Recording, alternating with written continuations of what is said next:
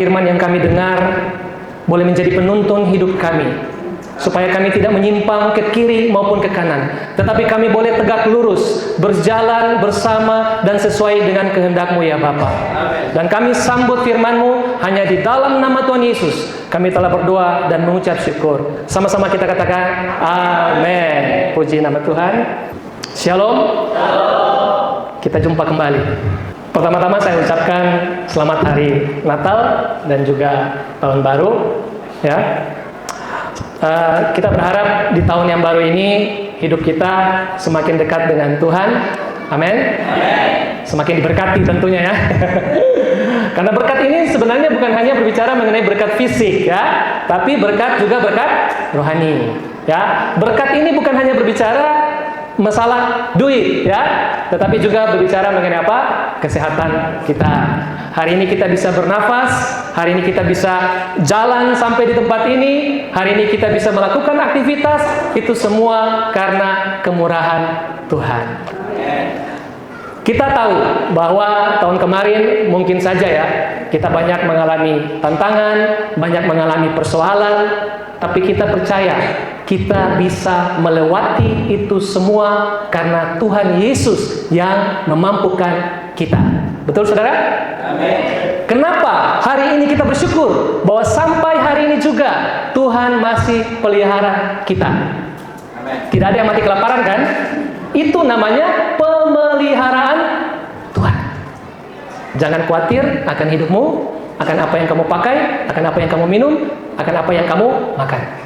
Karena Tuhan menyediakan itu semua bagi orang yang percaya kepadanya. Dan kita bersyukur, kenapa? Karena Dia tidak akan pernah meninggalkan kita. Dia Tuhan di atas segala Tuhan, Raja di atas segala Raja, Allah di atas segala Allah.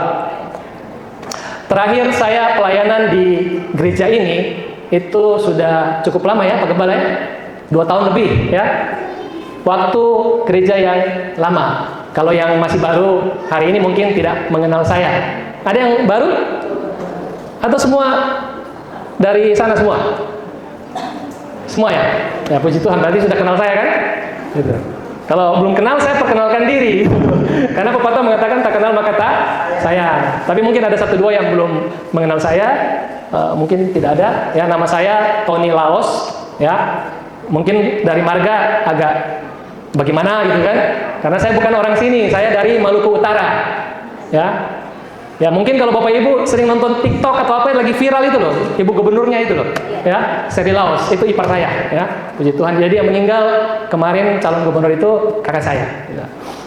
Sudah dipanggil Tuhan dan puji Tuhan, Tuhan tidak pernah salah memilih, ya. Ya sekarang bisa menjadi berkat ya di Maluku Utara. Bapak Ibu bayangkan kita minoritas 30%, tapi bisa jadi gubernur. Kalau bukan karena Tuhan, tidak mungkin terjadi. Apalagi konteksnya di Indonesia, kan? Saya percaya itu terobosan yang sangat luar biasa, ya. Dan saya juga mengucapkan terima kasih buat Pak Gembala dan juga Bu Gembala, ya, yang sudah memberikan saya kesempatan untuk berbagi berkat pada pagi hari ini. Saya percaya tidak ada yang kebetulan, semua ada rencana yang indah yang Tuhan sediakan bagi kita pada pagi hari ini. Tema khotbah kita pada pagi hari ini adalah hidup penuh dengan tanggung jawab, yang terambil dalam kitab Roma pasal 14 ayat 1 sampai dengan ayat yang ke-12. Mari kita buka bersama-sama Roma pasal 14 ayat 1 sampai dengan ayat yang ke-12. Kita akan baca secara bergantian. Saya ayat yang ganjil, Bapak Ibu ayat yang genap. Kalau sudah buka, kita akan bacakan ayat 1. Terimalah orang yang lemah imannya tanpa mempercakapkan pendapatnya. Ya, seorang yakin bahwa ia boleh makan segala jenis makanan, tetapi orang yang lemah imannya akan makan sayur-sayuran saja. Siapa yang makan, janganlah menghina orang yang tidak makan. Dan siapa yang tidak makan, janganlah menghakimi orang yang makan, sebab Allah telah menerima orang itu. Siapa kamu sehingga kamu menghakimi hamba orang lain? Antara ia berdiri, antara ia jatuh, itu adalah urusan Tuhannya sendiri. Tetapi ia akan tetap berdiri, karena Tuhan berkuasa menjaga dia terus berdiri. Yang seorang menganggap hari yang satu lebih penting daripada hari yang lain, tetapi yang lain menganggap semua hari sama saja. Hendaklah setiap orang benar-benar yakin dalam hatinya sendiri. Siapa yang berpegang pada sesuatu hari yang tertentu, dia melakukannya untuk Tuhan. Dan siapa makan, dia melakukannya untuk Tuhan, sebab dia mengucap syukur kepada Allah. Dan siapa tidak makan, dia melakukannya untuk Tuhan, dan dia juga mengucap syukur kepada Allah. Sebab tidak ada seorang pun di antara kita yang hidup untuk dirinya sendiri, dan tidak ada seorang pun yang mati untuk dirinya sendiri. Sebab jika kita hidup untuk Tuhan, dan jika kita mati untuk Tuhan. Jadi baik hidup atau mati, kita adalah milik Tuhan. Sebab untuk itulah Kristus telah mati dan hidup kembali, supaya ia menjadi Tuhan baik atas orang-orang mati maupun atas orang-orang hidup. Tetapi mengapa engkau mengakhiri saudaramu, atau mengapa engkau menghina saudaramu? Sebab kita semua harus menghadap Allah. Karena ada tertulis, demi aku hidup, demikianlah firman Tuhan, semua orang yang bertekuk lutut di hadapanku, dan semua orang akan memuliakan Allah. Demikianlah setiap orang di antara kita akan beri bertanggungjawab tentang dirinya sendiri kepada Allah. Puji Tuhan. Nah, kitab Roma ini ditulis oleh Rasul Paulus. Adapun keadaan pada saat itu, banyak jemaat mengalami penganiayaan oleh bangsa Romawi. Nah, tujuan penulisan kitab Roma ini adalah untuk menjelaskan iman yang diselamatkan bukan karena perbuatan, tapi karena anugerah Tuhan. Dan juga menolong orang percaya untuk hidup sesuai Injil, sebagaimana mereka harus hidup menurut serupa dengan Kristus. Jadi secara mendalam, kitab Roma ini membimbing jemaat untuk mengalami iman yang lebih dewasa, penuh kasih, dan penuh tanggung jawab sebagai orang percaya. Sama seperti tema kita pada pagi hari ini, hidup penuh tanggung jawab. Nah, kalau kita lihat kembali dalam kitab Kejadian, ketika Allah menciptakan Adam dan Hawa, perintah Tuhan kepada Adam di Taman Eden adalah apa? Mengusahakan dan memelihara Taman Eden. Ketika semua telah diciptakan, tumbuh-tumbuhan, hewan, cakrawala, langit, bintang, bulan, matahari. Ketika itu, perintah kepada Adam 2 poin. Mengusahakan dan memelihara. Nah, di sini kalau kita bicara tentang tanggung jawab, ini bicara tanggung jawab secara umum. Jadi dari awal mula kitab Kejadian, Adam sudah hidup dalam tanggung jawab. Nah, 2 poin di sini, mengusahakan dan memelihara. Mengusahakan artinya apa? Ya bekerja. Sama seperti kita kan, zaman sekarang. Kita bekerja untuk apa? Menghidupi hidup kita tentu saja. Yang pertama kan, makan, minum, sandang pangan, pakaian, dan lain sebagainya. Dan kemudian kita bekerja untuk apa? Menghidupi keluarga kita. Kalau kita sebagai bapak rumah tangga, maka kita bertanggung jawab untuk istri dan anak-anak kita. Itu poin pertama secara umum. Nah, poin kedua adalah memelihara. Apa yang dipelihara? Sama seperti Adam memelihara Taman Eden. Kita zaman sekarang memelihara apa? Memelihara dunia ini loh. Melestarikan dunia yang Tuhan berikan kepada kita. Kita banyak mendengar akhir-akhir ini banyak terjadi banjir di mana-mana. Banyak spekulasi. Ya, para orang-orang pintar sudah mengatakan karena ini, karena itu, karena A, B, C, D, semua berspekulasi semua. Kenapa bisa terjadi banjir di mana-mana? Padahal Bapak Ibu, yang mungkin yang seumuran dengan saya atau lebih ke atas, 20 tahun yang lalu, mana pernah kita dengar banjir? Ya kan? Apalagi daerah kami kan, Maluku, yang begitu banyak hutannya kan. Tapi sekarang tahun kemarin banjir juga sampai tenggelam. Terkadang kita menyalahkan Tuhan. Wah, Tuhan yang buat bencana. Padahal perintah Tuhan sudah jelas, adalah memelihara. Lah bagaimana tidak banjir Bapak Ibu? Kalau hutan digunduli ya kan? Tambang di mana-mana. Gundul semua. Ya kalau hujan Kan tidak mungkin bisa menyerap air yang begitu banyak. Apalagi kalau hujan 3 hari 3 malam kan. Kalau cuma hujan 1-2 jam, mungkin aman-aman saja. Tapi kalau hujan sampai 3 hari 3 malam, tidak berhenti, maka tanah tidak kuat lagi untuk menampung air. Kenapa? Karena sudah gundul.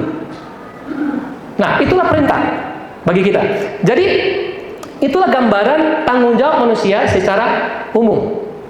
Tapi hari ini, yang kita bahas di dalam kitab Roma, yang Paulus tekankan adalah tanggung jawab secara rohani sebagai orang yang percaya. Bapak Ibu, di ayat 12 dikatakan begini, demikian setiap orang di antara kita akan memberikan pertanggung jawab tentang dirinya sendiri kepada Allah. Hal ini ada kaitannya dengan ayat 8. Sebab jika kita hidup untuk Tuhan. Dan jika kita mati untuk Tuhan. Jadi baik hidup ataupun mati, kita adalah milik Tuhan. Jadi hidup penuh tanggung jawab ditekankan kepada tanggung jawab secara rohani sebagai orang yang percaya, karena hidup kita adalah milik Tuhan. Saya mencatat ada 3 poin hidup penuh tanggung jawab dari pembacaan kita Roma pasal 14 ayat 1 sampai dengan ayat yang ke-12. Yang pertama adalah bertanggung jawab menerima kekurangan orang lain, bukan menghakimi. Sekali lagi, tanggung jawab pertama adalah bertanggung jawab menerima kekurangan orang lain, bukan menghakimi. Kita lihat ayat 1 sampai dengan ayat yang ketiga. Terimalah orang yang lemah imannya tanpa mempercakapkan pendapatnya. Yang seorang yakin bahwa ia boleh makan segala jenis makanan, tetapi yang lemah imannya hanya makan sayur-sayuran saja. Siapa yang makan, janganlah menghina orang yang tidak makan. Dan siapa yang tidak makan, janganlah menghakimi orang yang makan, sebab Allah telah menerima orang itu.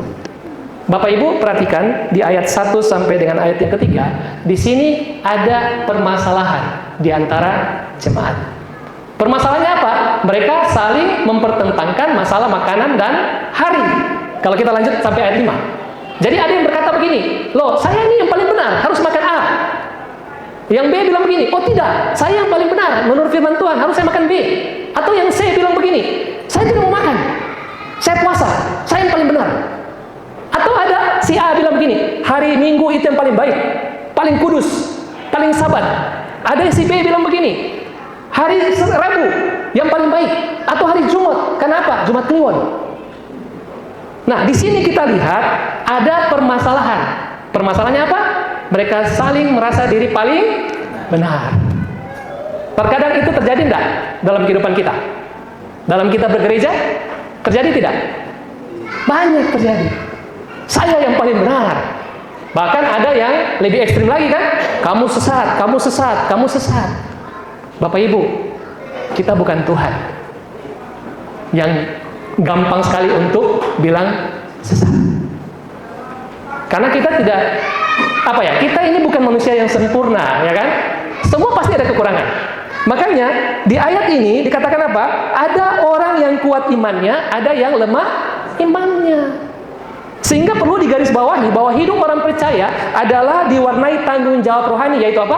Menerima kekurangan orang lain.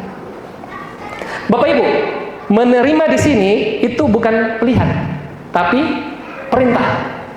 Ayat 1 bilang begini, terimalah orang yang lemah imannya tanpa mempercakapkan pendapatnya.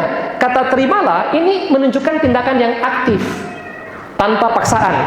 Menerima bukan berarti kita menyetujui segala dosa yang orang lain lakukan. Tidak.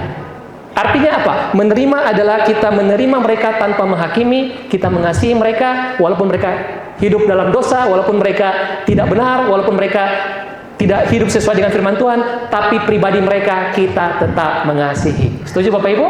Yang kita benci adalah perbuatan mereka. Itulah sebabnya poin pertama, kita harus menerima orang yang punya kekurangan. Karena tidak ada manusia yang sempurna. Kita menerima mereka bukan karena kita harus menerima, karena dia teman kita, karena dia jemaat kita, bukan. Tapi kita mau taat perintah Tuhan. Terimalah mereka. Hukum terutama apa? Yang pertama, kasihilah Tuhan Allahmu. Yang kedua apa? Kasihilah sesama manusia seperti dirimu sendiri. Bapak Ibu pernah pukul diri sendiri? Suka? Kan tidak mungkin kan? Kecuali orang yang agak kurang seperti itu kan? Kan tidak mungkin kita mukul wajah kita, aniaya kita. Nah itu gambaran. Artinya kita tidak bisa atau tidak boleh menyakiti orang lain sama seperti kita menyakiti diri kita sendiri. Nah, Bapak Ibu, dalam kehidupan gereja memang seringkali kita banyak temukan hal-hal seperti itu. Terkadang kita harus lebih mudah ya menerima orang yang sependapat dengan kita, sejalan dengan kita, sefrekuensi ya, biasa bahasa gaul kan, seperti itu. Kadang-kala dalam pelayanan juga kita terkadang mengalami rekan kerja yang tidak sejalan dengan kita. Dalam keluarga juga demikian, ada anggota keluarga yang tidak taat, suka melawan, ya, ada anak-anak yang suka melawan orang tua dan lain sebagainya. Tapi kita dituntut untuk tetap mengasihi mereka. Walaupun terkadang dalam gereja ada suka fitnah, ada kan? Suka apa? Provokator, ya kan? Nah, kita tetap mengasihi mereka, tetapi kita tetap harus tegas atas perbuatan mereka. Kita selalu berdoa, Tuhan sanggup untuk mengubahkan hidup mereka. Bapak Ibu, kita manusia tidak punya kuasa untuk mengubahkan manusia, tapi Tuhanlah yang sanggup mengubahkan hidup kita. Betul? Bapak Ibu, saya percaya bahwa Bapak Ibu yang hadir pada pagi hari ini pernah mengalami yang namanya pengalaman rohani bersama dengan Tuhan. Bagaimana mengalami namanya lahir baru, betul? Bagaimana Bapak Ibu bandingkan dengan hidup Bapak Ibu dengan sekarang? Pasti jauh berbeda kan? Pasti berbeda. Terkadang orang bilang begini, loh si ibu ini dulu kan begini ya kan? Tapi sekarang kok jadi adem ya, suka senyum, murah hati, tidak sombong ya kan? Kenapa hal itu bisa terjadi? Karena Tuhan yang mengubahkan. Saya banyak juga kesaksian, karena hidup saya dulu berbeda dengan hidup saya sekarang. Saya bukan keluarga pendeta. Tidak ada satupun keluarga saya yang pendeta, Bapak Ibu. Semua pengusaha. Dan sampai hari ini pun, Tuhan masih izinkan saya belum pendeta, Bapak Ibu. Saya masih pelayanan di mana-mana, karena yang penting kita menjadi hambanya ya, betul ya? Nah, karena saya kenapa memilih jalan ini? Karena saya mau semua saya bisa masuk. Ya, gereja A, B, C, D itu. Kalau saya terikat misalkan dengan satu denominasi, kadang-kadang kan sulit kan, seperti itu. Lagi pula pergerakan saya juga agak sempit, ya kan? Makanya saya memilih jalan hidup saya seperti ini, ya. Dan saya punya, bukan berarti ketika saya bukan pendeta, maka saya tidak bisa bawakan firman Tuhan. Tidak, saya sekolah Alkitab juga, Bapak Ibu. Jadi saya lulusan teologi juga, satu kelas dengan Ibu Gembala. Kami 2 tahun, ya Bu, ya, Bu Gembala ya, Bu Erlin. Jadi 2 tahun kami menyelesaikan di Surabaya, di STI. Ya puji Tuhan bisa selesai, masuk bareng, lulus juga sama-sama. Jadi waktu itu kita satu kelas punya slogan Bapak Ibu. Jadi kita punya NIM itu kan, urutan berapa orang itu, 7 kalau nggak salah, masuk sama-sama kan. Kosong berapa sampai 7 orang itu. Wah, waktu tesis semua kalang kabut, ya kan, ngurus, pusing. Ada yang sudah mau nyerah, wah nanti aja, ya kan. Sama, saya juga hampir menyerah, ya kan, karena kesibukan kadang-kala ya tidak ada waktu untuk kurang adanya waktu untuk mengerjakan tesis kan, karena cukup rumit Bapak Ibu ya, tebal yang lumayan 100 lembar lebih Pak. Jadi kami punya slogan itu, ayo masuk bareng-bareng, keluar juga bareng-bareng. Dan puji Tuhan, dari 7 kita itu kan tidak ada satupun yang tertinggal. Kita lulus sama-sama, kita wisuda sama-sama. Ya puji Tuhan. Bapak Ibu, kita kembali. Bapak Ibu ingat cerita tentang anak yang hilang di Lukas 15 ayat 1 sampai 32. Nah, ceritanya ada seorang ayah yang memiliki 2 anak, 1 sulung, 1 bungsu.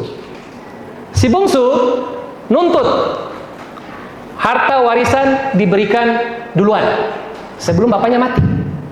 Bapak Ibu bisa bayangkan kalau sekarang kita sebagai orang tua, tiba-tiba anak kita datang, Pak, minta warisan. Kira-kira bagaimana Bapak Ibu? Sakit hati nggak? Sakit. Ya kan?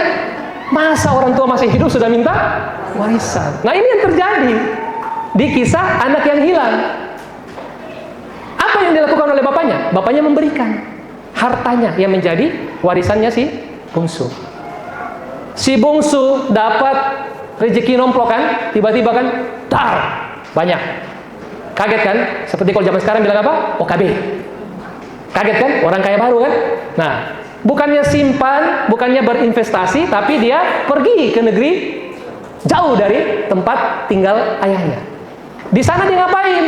Bukan berinvestasi, bukan berusaha dengan modal yang diberikan oleh ayahnya, tapi hidupnya apa? Berfoya-foya, ya, mabuk-mabukan dan segala macam, sampai hartanya habis.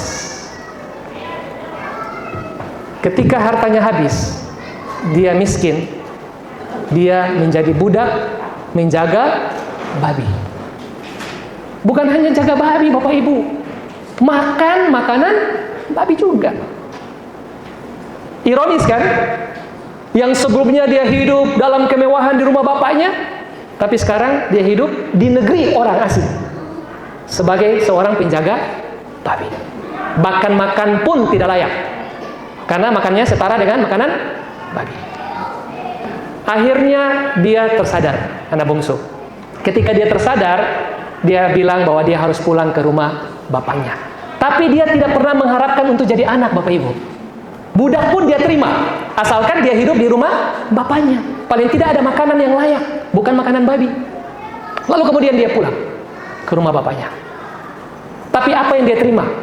Ketika bapaknya melihat dari jauh, bapaknya berlari, memeluk dia, mencium dia, lalu merayakan pesta bagi anak itu.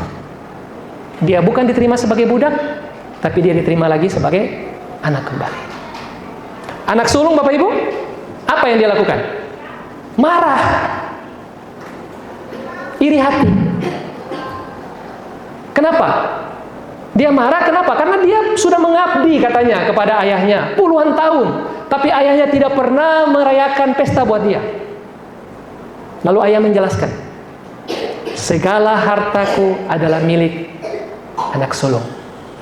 Kita harus merayakan pesta. Kenapa? Karena adikmu yang hilang telah kembali. Adikmu yang telah mati telah kembali. Sama seperti Allah kita. Adalah Bapa yang penuh dengan kasih, yang siap menerima setiap orang yang berdosa datang kepadanya untuk bertobat. Nah, perumpamaan ini juga mengingatkan kita agar kita tidak bersikap seperti anak yang sulung, merasa benar sendiri, ya, dan sulit menerima kekurangan maupun masa lalu orang lain. Kenapa kita harus menerima kekurangan orang lain? Karena Tuhan juga telah menerima mereka. Sama seperti Tuhan juga telah menerima kita. Kalau kita mau jujur, kita juga banyak kelemahan dan kekurangan, tapi disempurnakan oleh Tuhan, disempurnakan oleh karena kasih karunia, bukan karena hebat kita, bukan karena gagah kita. Saya bisa berdiri di tempat ini pada pagi hari ini juga karena kemurahan Tuhan. Saya selalu bilang teman-teman saya, dulu saya bilang begini, dulu kalau kalian cari Tony itu di tempat gelap, saya ada di karaoke, di pub-pub, tempat gelap.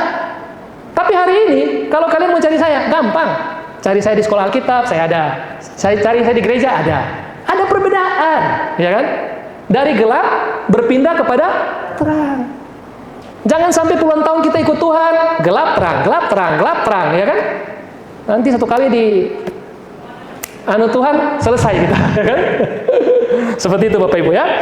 Jadi itulah tanggung jawab kita yang pertama, ya. Jadi kita bertanggung jawab itu menerima kekurangan orang lain, jangan menghakimi. Kenapa? Karena penghakiman ini itu adalah haknya Tuhan, bukan haknya kita. Kalau kita sampai menghakimi mereka, maka kita mengambil posisi Tuhan, ya. Bapak Ibu paham kan? Karena penghakiman itu adalah haknya Tuhan, bukan kita. Ya, kita bukan hakim. Tuhan Yesus yang hakim yang adil. Jadi hal yang pertama itu adalah kita menerima kekurangan orang lain tanpa menghakimi. Bapak Ibu ingat cerita tentang perempuan berzina yang kedapatan waktu Yesus di Bait Allah? Ahli Taurat, ahli Farisi, mereka membawa perempuan yang kedapatan berzina di hadapan Yesus. Lalu mereka berkata kepada Tuhan Yesus, "Rabi, menurut hukum Musa, perempuan ini harus dilempari dengan batu." Apa yang Yesus katakan kepada mereka? Barang siapa yang tidak pernah berbuat dosa, yang pertama melemparkan batu kepada perempuan ini. Satu persatu, tidak ada yang berani untuk melemparkan batu. Semua pergi, meninggalkan Tuhan Yesus, tinggal sendiri dengan perempuan yang kedapatan bersinah itu. Lalu Tuhan Yesus berkata kepada perempuan ini, di manakah mereka? Bukankah tadi mereka menggebu-gebu untuk merajam? Di manakah mereka yang menghukum, yang mau menghukum kau? Jawab perempuan ini, tidak ada. Lalu Tuhan Yesus berkata dengan kasih, aku pun tidak akan menghukum engkau. Pergilah dan jangan berbuat dosa lagi. Jadi penghakiman itu adalah milik Tuhan, bukan kita. Ya, jadi sudah paham ya Bapak Ibu ya? Bertanggung jawab yang pertama adalah bertanggung jawab secara rohani, yaitu bertanggung jawab menerima kekurangan orang lain, bukan menghakimi. Yang kedua adalah bertanggung jawab atas hidup sendiri, karena hidup kita adalah milik Tuhan. Ayat 7-9, saya akan bacakan. Sebab tidak ada seorang pun di antara kita yang hidup untuk dirinya sendiri, dan tidak ada seorang pun yang mati untuk dirinya sendiri. Sebab jika kita hidup untuk Tuhan. Dan jika kita mati untuk Tuhan. Jadi baik hidup atau mati, kita adalah milik Tuhan. Sebab untuk itulah Kristus telah mati dan hidup kembali, supaya ia menjadi Tuhan baik atas orang-orang mati maupun atas orang-orang hidup. Bapak Ibu, perbedaan pendapat dalam jemaat itu biasa. Ya, perselisihan itu biasa. Zaman rasul-rasul pun sudah terjadi. Bapak Ibu, jadi kebenaran yang Paulus ingin sampaikan buat kita bahwa hidup kita ini bukan milik kita sendiri, melainkan milik Tuhan. Karena itu setiap orang itu dipanggil untuk bertanggung jawab atas hidupnya sendiri di hadapan Tuhan, bukan mengurusi hidup orang lain. Paham maksud saya? Jadi kita bertanggung jawab atas hidup kita. Jadi apapun yang kita lakukan di dalam dunia ini, itu kita pertanggungjawabkan itu semua di hadapan Tuhan. Tidak ada yang namanya wakilkan, tidak ada. Dosa bapak ya dosa bapak, dosa ibu ya dosa ibu, dosa anak ya dosa anak, seperti itu. Tidak ada yang terwakilkan. Jangan karena anaknya berbuat dosa, bapaknya tanggung, ya kan? Kan ada pemahaman seperti itu kan? Dosa kita masing-masing, Bapak Ibu. Ya, ada yang bilang bahwa kalau ininya saleh maka dosa anak-anaknya terampuni. Tidak bisa begitu, Bapak Ibu. Semua kita bertanggung jawab atas hidup kita, tidak ada yang terwakilkan. Ini bukan kuliah Bapak Ibu, yang kita bisa titip absen kan dulu kan. Bapak Ibu, saudara yang terkasih, di dalam Tuhan Yesus seringkali kehidupan ini kita sibuk untuk menilai, membandingkan, bahkan mencampuri kehidupan orang lain. Kita mudah berkata begini, seharusnya kan dia harus begini, harusnya dia kan harus begitu. Padahal firman Tuhan mengarahkan kita bahwa pandangan kita bukan kepada hidup orang lain, tetapi hidup kita sendiri di hadapan Tuhan, karena kita bertanggung jawab atas hidup kita. Bapak Ibu ingat ayat perikop yang terkenal dalam Matius? Yesus berkata, mengapa engkau melihat selumbar di mata saudaramu, sedangkan balok di matamu tidak kau lihat? Keluarkan dulu balok, baru kita bisa melihat jelas selumbar di mata saudara. Itu ayat yang paling luar biasa, ya, mengingatkan kita bahwa hidup kita itu adalah milik Tuhan. Kita harus lebih introspeksi diri daripada kita selalu menilai orang lain. Terkadang kita terlalu banyak menilai orang lain sehingga kita lupa ternyata kita juga banyak salahnya. Gitu. Terkadang jari kan tunjukkan begini kan Bapak, tor, kamu, padahal tiganya ke sini kan, nah, seperti itu. Ya, jadi hal yang kedua itu kita bertanggung jawab atas hidup kita, karena hidup kita ini adalah milik Tuhan. Termasuk jaga kesehatan Bapak Ibu. Saya juga seperti itu dulu, makan sembarang Bapak Ibu, karena pikir wah sudah didoakan kan, dalam nama Yesus tidak mendatangkan penyakit seperti itu kan. Padahal Bapak Ibu, Tuhan berikan hikmat kan. Saya percaya seperti itu. Saya 10 hari yang lalu untuk pertama kali masuk rumah sakit Bapak Ibu di Kota Batam. Jadi sebelum ini Bapak Ibu tahu, Saya makannya ngawur betul. Apa saja saya makan. Ya mungkin ada yang sama seperti saya kan. Sayang dibuang, betul nggak? Dimakan semua. Mau kaki 4 kah, kaki 2 kah. Kecuali kaki meja saya nggak makan. Sama Bu. Nah ini mungkin jadi pengalaman sedikit ya. Saya kuat berolahraga karena saya sering main tenis meja kan. Nah saya pikir wah saya olahraga ya kan. Jadi saya terlena gitu. Makan terus nggak berhenti. Pokoknya mau minyak kah ya kan. Minum segelas minyak goreng pun saya minum. Contoh Bu. Karena saya nggak peduli. Saya pikir wah dengan bangganya saya pikir saya kan sehat ya kan. Saya sehat. Ternyata 10 hari yang lalu ketika saya ada di kota Batam, waktu itu saya sudah duluan ke Surabaya, jadi saya mau ketemu orang, jadi saya masih 3 hari. Jam 6 sore, untungnya waktu itu ada seminar ya, waktu itu saya ada seminar di Zoom tentang Alkitab juga. Jadi jam 6 itu saya di Zoom di ruangan apartemen itu, kita lagi sewa. Nah saya lagi ikut Zoom. Tiba-tiba merasa pokoknya nggak enak Bapak Ibu. Belakang ini kayak apa ya? Kesemutan gitu, ya kan? Kesemutan semua. Saya ke kiri juga rasa nggak enak, ke kanan nggak enak. Selesai jam 9 malam, kan saya mau makan malam. Bayangkan Bapak Ibu, saya sudah sediakan apa? Sapi iga bakar. Pikirkan capek kan? Zoom 3 jam ini Bapak Ibu, lapar. Waktu saya mau makan, saya kayak rasa nggak enak gitu Bapak Ibu. Saya nggak enak, saya duduk, masuk kamar, keluar kamar, pokoknya nggak enak banget. Tiba-tiba saya teringat dengan teman saya, satu umur dengan saya, padahal kuat olahraga juga, tahun lalu kena stroke Bapak Ibu. Saya teringat, saya percaya bahwa itu Tuhan yang mengingatkan, ya. Saya teringat kok gejalanya hampir sama, ya kan? Meriang-meriang, ya kan? Keringat dingin. Tapi saya nggak tahu sakit apa Bapak Ibu. Beda kalau kita sakit mah, ya. Atau sakit perut kan ketahuan, sakitnya begitu melilit kan. Nah ini saya enggak, cuman kerasa kayak kepalanya besar gitu loh, seperti itu, meriang seperti itu. Akhirnya sampai jam 11 saya belum makan. Jam 11 malam langsung saya putuskan ke rumah sakit. Saya ke rumah sakit, tapi saya sudah agak goyang Bapak Ibu. Penglihatan saya sudah mulai kabur, sendiri loh Bapak Ibu. Saya cuma andalkan siapa? Tuhan Yesus. Saya bilang Tuhan Yesus, saya masih bisa bawa mobil Bapak Ibu. 15 menit saya bawa mobil dari apartemen ke rumah sakit. Masih bawa. Walaupun kabur Bapak Ibu. Jam 11 malam. Saya cuma bilang Tuhan tidak mempermalukan saya. Saya bilang Tuhan masa saya mati dengan cara seperti ini kan. Saya masih mau khotbah saya bilang. Sampai saya di rumah sakit Bapak Ibu. Saya naik ke IGD. Masuk di IGD. Kan antrian kan banyak. Ya. Ada yang sakit apa segala macam kan. Nah. Saya ditensi dulu sama suster. Pak, sini tensi dulu kan? Ya, keluhan apa? Saya meriang-meriang gitu kan. Tensi. Kaget. Jangan kan suster kaget. Saya juga kaget. Bapak Ibu tahu berapa? 220/110.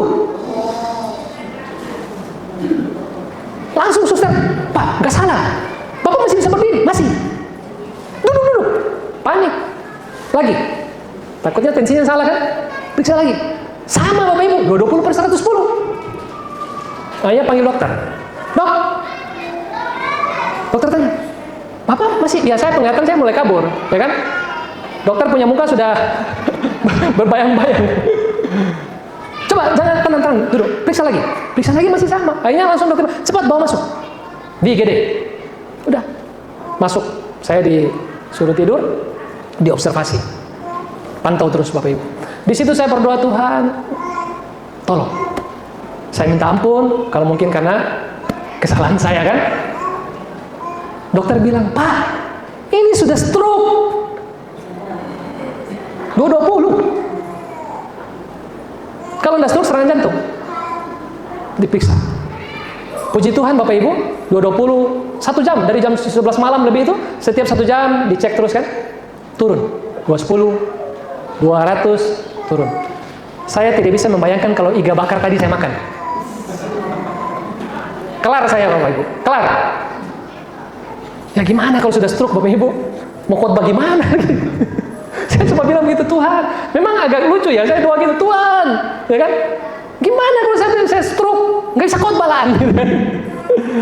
Hanya puji Tuhan, turun, ya 170 masuk ke kamar. 2 malam Bapak Ibu. Dikasih obat, turun tensi, diperiksa jantung, semua ginjal. Jadi ya check up semua, mau nggak mau kan, takutnya dia kemana-mana kan, karena sudah tinggi sekali, 220. Hanya puji Tuhan, periksa semua, ginjal bagus, jantung bagus. Ya mungkin karena makan. Jadi setelah itu saya keluar, Bapak Ibu saya lihat udang itu saya sudah agak trauma. Saya tuh kuat makan, karena kita orang Maluku Utara kan, jadi kan kebiasaan makan seafood, kepiting. Bapak Ibu, saya kalau makan kepiting bisa 1 ekor Bapak Ibu, yang gede itu. Gila. Sekarang saya lihat sapi, waduh saya sudah kayak orang India Bapak Ibu. Agak, orang India kan tidak makan sapi kan. Saya lihat, waduh sapi. Nah itulah Bapak Ibu, ya. Terkadang bukan dosa yang besar yang kita lakukan sehingga kita sakit, tidak. Terkadang kita menyepelekan apa yang Tuhan sudah berikan hikmat, betul enggak? Sudah tahu cabai itu nggak bagus, tapi makannya sampai level 10. Ya kalau sakit perut, masuk rumah sakit, diare ya jangan salahkan Tuhan kan? Ya kan? Apalagi makan mie gacuan, berapa? Level 6, level 7, ya saling tanding toh, ya kan? Siapa punya level yang lebih tinggi, ya? Bu Maria ya, sudah level 7 dia, kalau makan cabai. Ya itu, Bapak Ibu ya. Jadi, hal yang kedua tanggung jawab adalah bertanggung jawab atas hidup kita. Yang terakhir, saya cepat saja. Yang terakhir adalah bertanggung jawab di tahta pengadilan Allah. Ayat 10 dan 12. Ya. Tetapi mengapa engkau menghakimi saudaramu, atau mengapakah engkau menghina saudaramu, sebab kita semua harus menghadap tahta pengadilan Allah. Di sini Alkitab jelas bahwa tujuan akhir kita adalah di pengadilan Allah. Apa yang kita lakukan selama kita hidup, itu semua kita pertanggungjawabkan di hadapan Tuhan di tata pengadilan Allah. Semua manusia Bapak Ibu, tidak terkecuali.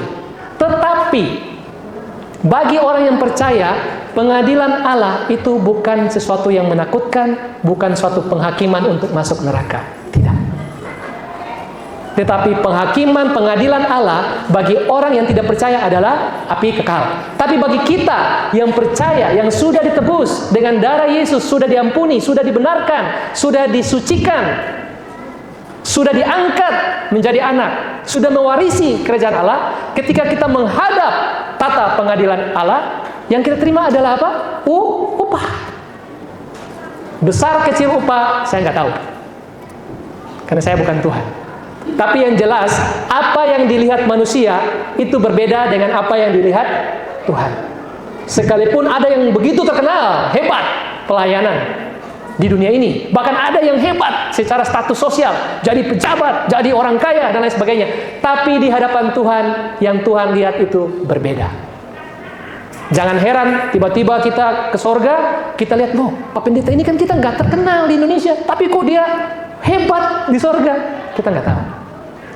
Karena Tuhan melihat hati. Saya jujur ya, saya terkadang lihat hamba Tuhan yang di desa-desa itu, aku jempol. Kadang-kadang jalan ya, Pak Pendeta, 10 kilo untuk pelayanan. Jemaatnya berapa? 5 orang. Tapi berbeda kan, kalau di kota-kota besar kan, yang dicari apa? Jemaat yang besar kan? Seperti itu. Mau cari top. Kalau saya tidak mau terkenal. Buat apa saya terkenal kalau saya tidak dikenal oleh Tuhan? Karena saya ini mencari upah di sorga, bukan upah di dunia yang saya perlu untuk legitimasi dari manusia. Saya tidak perlu itu. Saya perlu ketika saya menghadap Tuhan, Tuhan bilang apa? Engkau adalah hamba yang baik, yang setia. Jangan sampai ayat yang begitu keras. Pada hari-hari terakhir, datanglah orang-orang dan berkata, Tuhan, bukankah kami berbuat demi namamu? Bukankah kami melakukan ABCD demi namamu? Tapi pada saat itulah Tuhan Yesus berterus terang, nyala dari hadapanku, aku tidak mengenal engkau. Sadis Bapak Ibu. Saya paling takut seperti itu. Saya dipanggil Tuhan, tiba-tiba Tuhan bilang, Tony, saya tidak kenal kau. Waduh. Ya Bapak Ibu, paling penting itu ya. Jadi pada pagi hari ini kita sudah belajar tentang tanggung jawab. Ada 3 poin. Yang pertama adalah tanggung jawab apa? Menerima kekurangan orang lain, bukan menghakimi. Yang kedua, tanggung jawab adalah bertanggung jawab atas diri sendiri. Karena hidup kita adalah milik Tuhan. Dan yang terakhir, bertanggung jawab di tata pengadilan Allah. Tidak perlu takut menghadapi Tuhan. Karena kita bukan untuk dihukum, tapi kita menerima upah, menerima mahkota yang Tuhan sudah sediakan buat kita. Tetap setia, ya. Walaupun dunia tidak menerima kita, nggak apa-apa. Hidup kita cuma sementara. Kita nggak tahu kapan kita dipanggil Tuhan. Bisa besok, bisa lusa, bisa hari ini. Kita nggak tahu. Kematian itu misteri, Bapak Ibu. Kalau kita tahu kapan kita mati, mungkin kita sudah berjaga-jaga kan? Tapi tetap, ayat firman Tuhan ingatkan kita tetap berjaga-jaga. Karena kita nggak tahu waktunya. Kita nyanyikan pujian Selidiki Aku.